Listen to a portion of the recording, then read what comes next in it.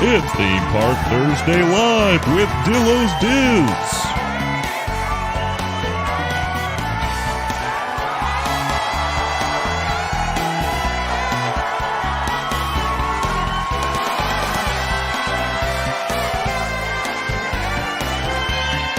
Featuring Frank.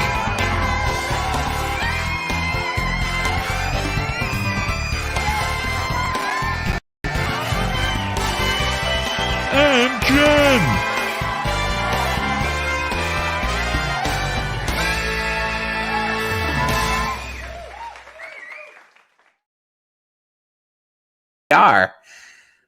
I was going to pretend I was on my phone getting a reservation for the Galactic Star Cruiser, and I forgot. Yeah. It didn't happen. I wouldn't really be getting a reservation, but this is the evening finale of Theme Park Thursday with Dillos Diz Live. What do we call this? Theme Park Thursday Live. We're off to a good start. Listen, I hope your expectations are pretty low tonight because the two of us, our minds are all over the place. She is Jen. Hello. And I am Frank. And for the next 30 minutes, we will be presenting 3 topics or subjects that have taken place in the world of theme parks, but mostly Walt Disney World. We got one Universal tonight. Ooh, one Universal tonight.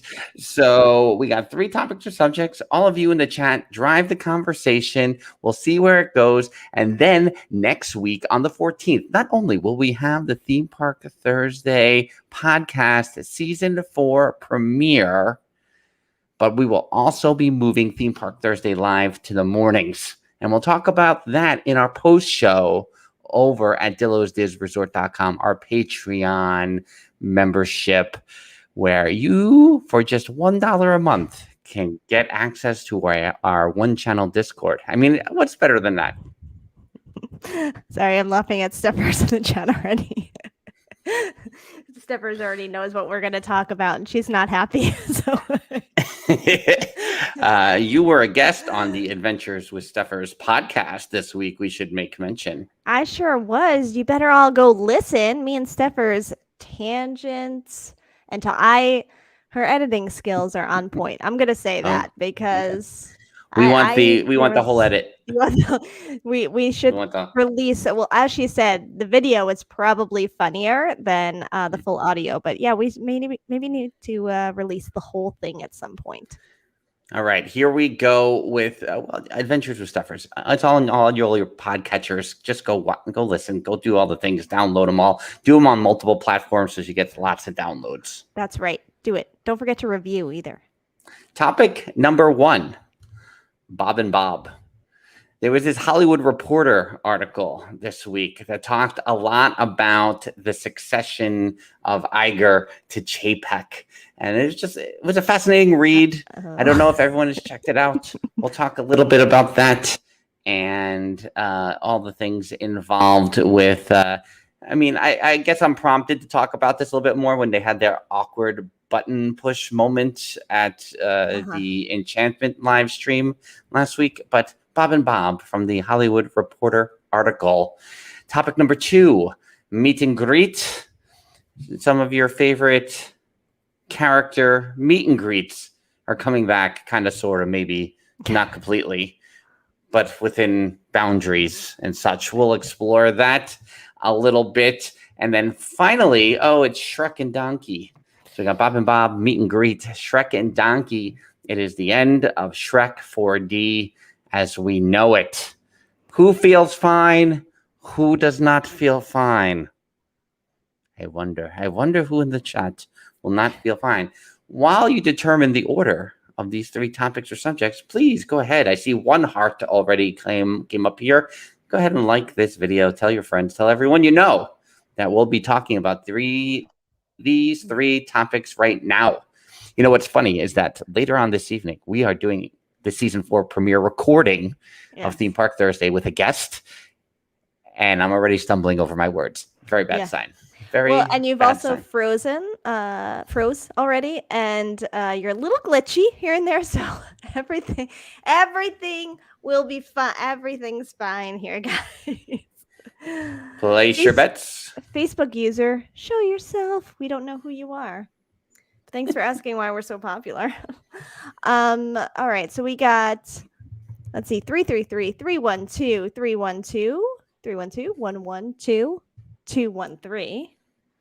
I feel like 312 has the most. 312 has the Daz. most.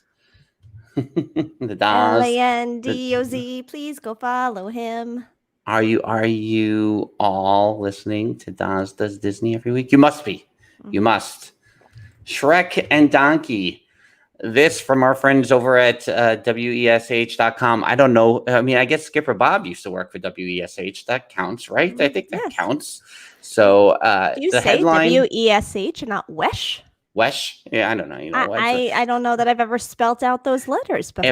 If I said Wesh, would people in Saskatoon know? I don't know. I'm just. Who's watching us in Saskatoon? I don't know. Jeffers might know somebody up there. Oh, is that where Saskatoon is? Well, it's more further. It's further away from Jeffers. We're doing well. We're doing good. Yeah. Totally. Goodbye, Shrek is the headline. Goodbye, Shrek. Universal Studios to permanently close Shrek 4D. The 4D show will permanently close on January 10th, as well as its corresponding gift shop. The 4D simulator show opened 18 years ago in June 2003, replacing Alfred Hitchcock, The Art of Making Movies. There's a lot to talk about here. Along with the closure of Shrek 4D, Universal also announced the Revenge of the Mummy coaster will be closed for maintenance beginning January 7th through, wait for it, late summer. They kind of sneak that one in there. They kind of sneak that one right under the wire there. So here we are. I mean, Steffers can just start making comments here about the feelings about. Well, she's already said it's time, but nostalgia. So funny how that nostalgia sneaks up on all of you sometime. Get you. Which one is even more tragic? Oh my God, I can't. I know, tragic. We're doing well. Horrible tonight. Exhausted. Steffers, happily ever after Shrek 4D. If you had to keep one, what would you keep? Steffers making the tough decision. Lewis says goodbye, Shrekapoo, though I never knew you at all. So I'm going to give my quick thoughts on Shrek 4D because I never saw it. And I never saw it because when I was still in the early 2000s visiting Orlando and going to Universal within those little trips. So, I would say those first 5 years from when I left Orlando and moved back to New York, basically until late 2005 or so. Whenever I would go, I would do Disney, I would do Universal. I would still go to Universal because I still had attachment to Universal. But I never could get into Shrek 4D because it was always a madhouse. Like, I was like, I'm just not waiting this long for this. Like, I think when you and I went to go on the Mummy the first time, like, I think the line was crazy. So I never saw it. If the legend of Shrek in pop culture fascinates me. Because it was so huge. It was so big. You still see the Christmas special come up from time to time. But I felt like something derailed with Shrek. What happened? Was it too many sequels? Is that what happened? Or just recycling the same thing over and over again? What happened to Shrek? I mean, I feel like Shrek kind of went down the road of Home Alone. It was fine. Why are you doing so many? Although, what is the Shrek Christmas one? Because we do enjoy. Oh, that's my spot. Hey, that's my spot. Not my gumdrop. What is it? Oh yeah, not my gumdrop buttons. That one. Yeah. Can't even get out the lines. Like, why am I even here tonight? I'll be writing it in December. It's very cute, dude. Steffers will do an IG story saying goodbye to Shrek 4D. That's right. I will always be amazed. I don't know how E.T. survives all this time now. I love E.T. I have nothing against the ride. It's just amazing that we just keep going around in a circle around E.T. Yes. I'm just working up Steffers is all I'm doing. I'm talking about this stuff. Yeah, I agree, but I'm happy to see it's still there. It's like you got to keep something. I feel like that park just changes so much all the time. You got to hold on to something original, don't you? Time Oh. to bring back. She's mad at leaving. you. She's out of here. She's mad. Oh boy. Oh man. What did I do?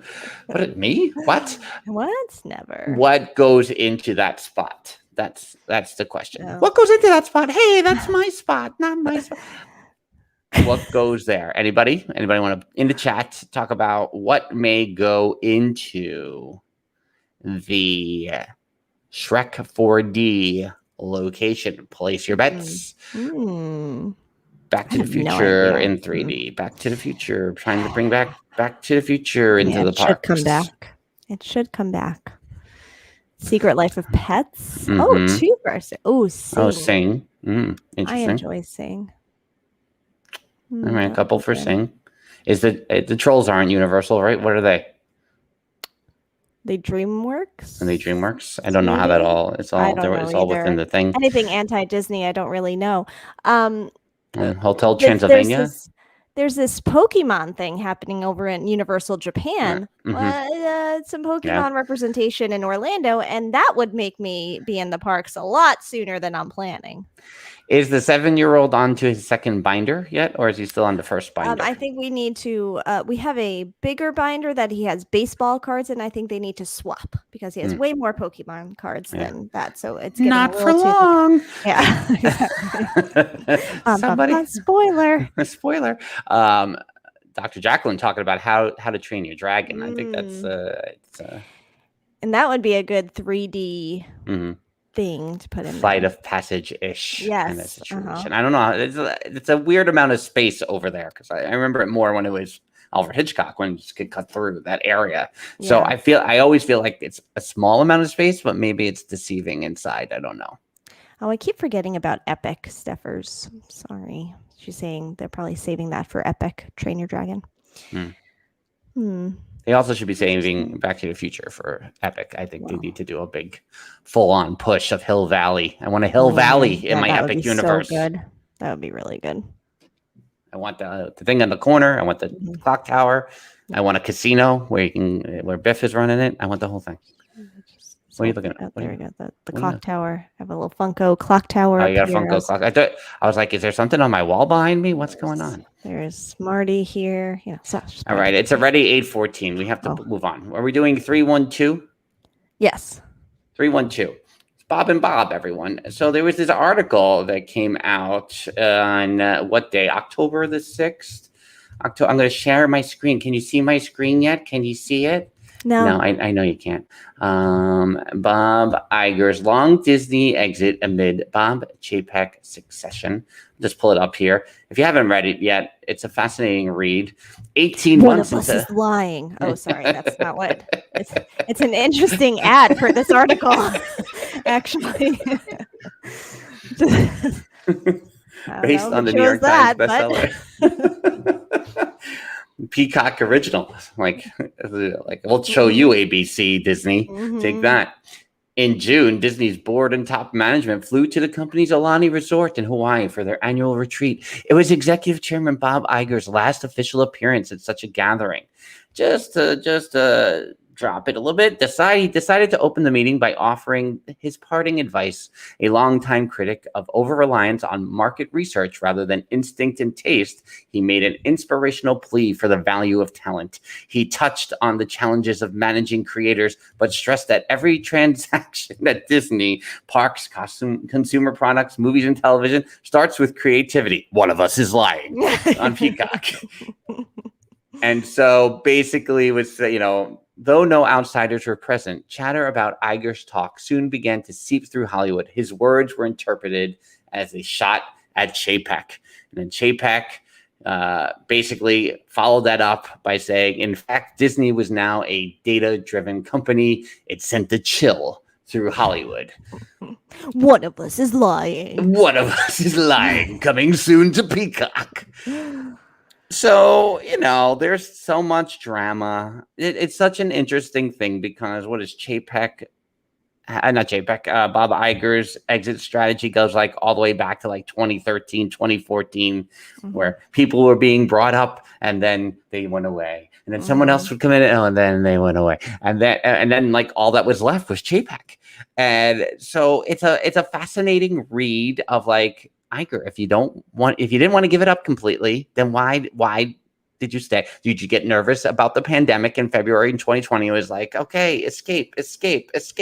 Right.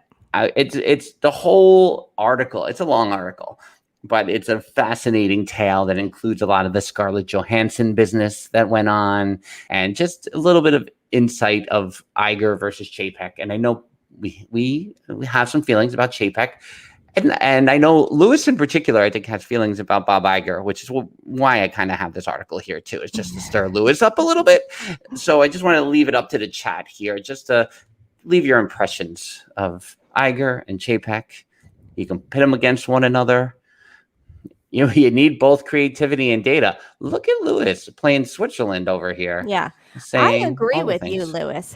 However... in a company like Disney, you absolutely need both. And data is very important because how do you know what's really working and what's not? And you need so much happening behind the scenes. However, to properly drive a company that has put out such values and made themselves into, one of the best customer service companies to work for and one of the most visit destinations, all this kind of stuff, that piece is very people driven and creative driven, and that side of it, which if you have too much of the data side, you lose that side. And I think I don't know that there's ever been a company to properly balance it, but you definitely lose it when it gets to be too much of the data side. So two things, I struggle with this watching baseball, right? Because there's teams that obviously go all in on the computer and the data and all the things. I got to bring this guy in to play this thing. And meanwhile, you're messing your entire bullpen's mental state up. Guys don't know how to pitch to more than one batter anymore. They're afraid to face a left-hander instead of a right-hander. All these things because the data says, and you have messed with pitchers' psyches for going on like 15 years now. Yeah. When are you just going to trust your guys to go out and throw the baseball? Give me a break. All the shifts. Well, the computer says he's 58%. He's going to hit it to the right-hand side. It drives me crazy. Obviously, I'm old school in that. Yeah. Here's the other thing about. I see that Lewis mentions Chapek's public speaking skills. I grew up in the 80s, right? Jen maybe doesn't remember too much. And I'm going to reference somebody here, and I don't want to set off the whole thing. But I grew up, right, with Steinbrenner and Trump and Don King and these larger-than-life figures. Eisner on The Wonderful World of Disney every week. And you just knew they were always trying to be a salesman. They're selling me on something. Yeah. And some of them did it better than others. And some of them you could see through certain things. But those are the people I grew up with. So when I see someone like Iger, right, I see someone closer to Eisner, right? I know I heard, the article mentions Oprah over here and Lin-Manuel Miranda over here. And, you get it. You get that he's kind of like, look at all my friends. And I'm not trying to sell you on anything at all. And you will buy everything. And Chapek does not have those skills at all. Yeah. And for Disney, I feel like it's dangerous because Disney needs, whether we're talking stockholders or we're talking fans or whatever, I feel like they need that Walt. I hate to lump him with this, but Eisner, that's why Disney came back, was a lot because Eisner was showing his face and connecting with audiences every week. And Iger, I feel like you look to those three and you go, they kind of represent in the same way this Disney showmanship. Right. Chapek doesn't have that. Yeah, no. Just two quick follow-ups. Your baseball reference reminded me of Moneyball, in which the data pretty much changed that whole game for them. So there's that. And Lewis, to your point, you can never have too much data. You can just use the wrong data the wrong way. I agree. I meant it more as like if your focus is is on the wrong thing, and I feel like there just has to be a proper balance. I guess it was my point. Dr. Jacqueline and I are going to fight over the shift. Uh-oh. She loves the shift. Get out of here with the shift. Oh. Here's what I say. You know where a guy's going to hit the ball? You shift yourself. You don't have to change positions, for God's sake. Just drag a bunt down the third base line if somebody goes over to the plate shortstop. Leave me alone. You should be trained as a baseball player to know where the guys are going to hit the ball. You shouldn't be doing this, looking inside your camp going, all right, well, it's 48% says he's going to hit it to me. Okay, I'll be ready. No, know that he can hit the ball to you. Pay attention. Get out of here. Stay tuned for Frank and Dr. Jacqueline debating on a very special episode of Theme Park Thursday Live. It's October baseball is here, everyone. Yes.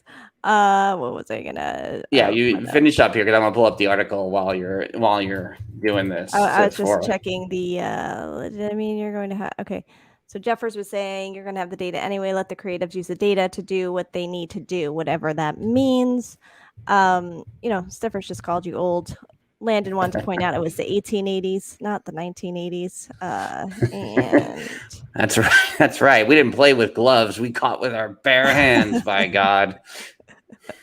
That's right.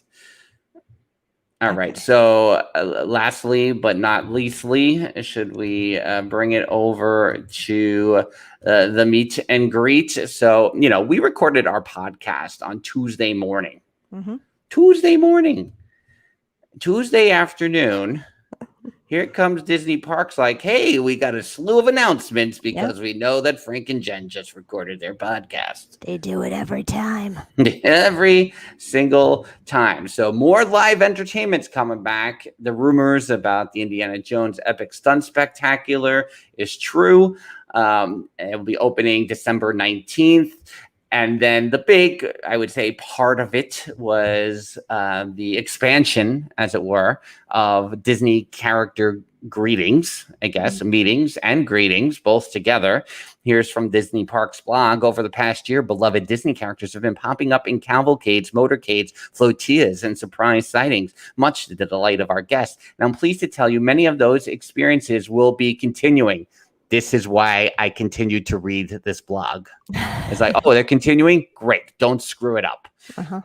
Although the environment is not right just yet for hugs and autographs, you'll soon be able to have individualized time with some of your favorite characters, getting to visit with them in a themed location and snap a photo or two. Look for the Disney princesses to return to Princess Fairy Tale Hall in Magic Kingdom. At the studios, you'll find Minnie Mouse at Red Carpet Dreams and the stars of Disney Junior in Animation Courtyard. And when you stop in to see Mickey Mouse backstage at Town Square Theater on Main Street, he'll be sporting his all-new iridescent look designed. That's my Oprah right there. Just for the Walt Disney World 50th anniversary celebration. Each of these locations is planned to start welcoming guests in November. Jen? Mm-hmm.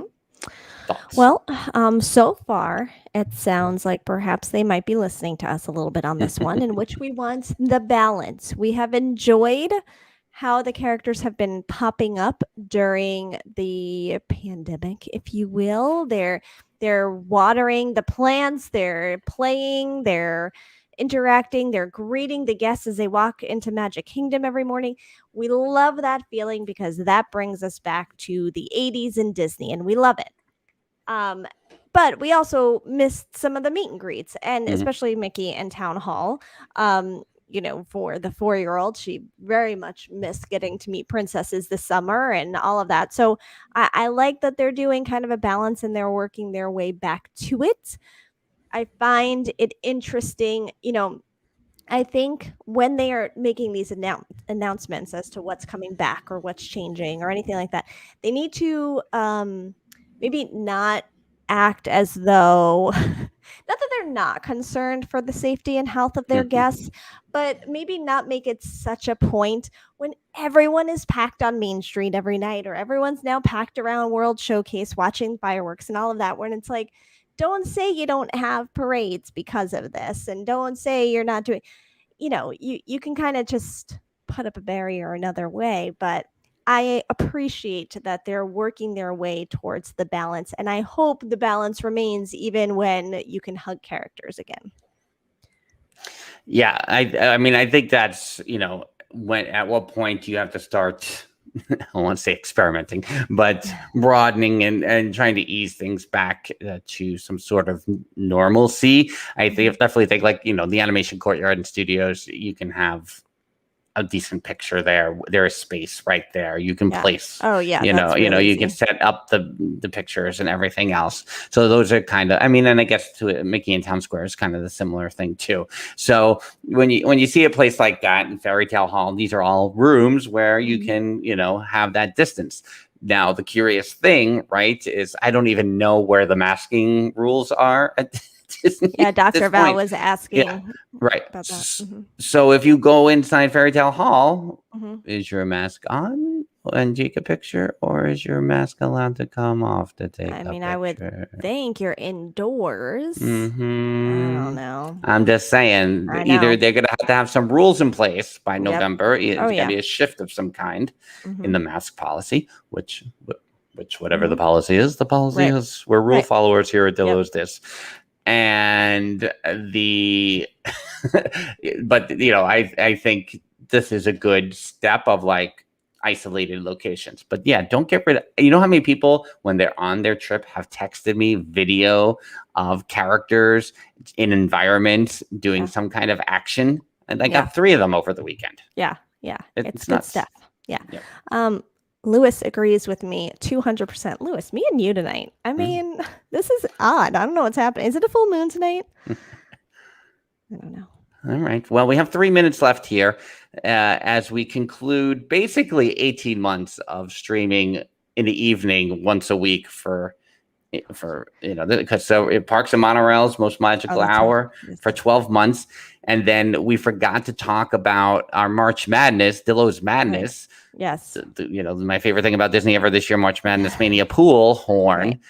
And so we were like, oh, let's stream our picks or stream the brackets. Let's talk about it. And then suddenly we were doing Theme Park Thursday Live. So that's gone on for 6.5 months here. Yeah. So now we're pivot to the morning because Frank starts working in the evenings more, and we'll see what happens. Hopefully we can maintain the same level of consistency. The kids are in school, right? Right? They're not going to be homesick ever, are they? You mean my whole week? Okay. I mean my last weekend. They were, so, I would say hopefully you get at least one of us a week, but most of the time 2. Yeah. So we'll be mixing it up here a little bit, and until we see you over at DillosDizResort.com for a little post show here where we reveal all the secrets. Yeah, I don't know. We got some things to talk about, I think, over there. We will see you in the morning next Thursday for Theme Park Thursday Live. She's Jen. I'm Frank. Bye-bye. Deuces.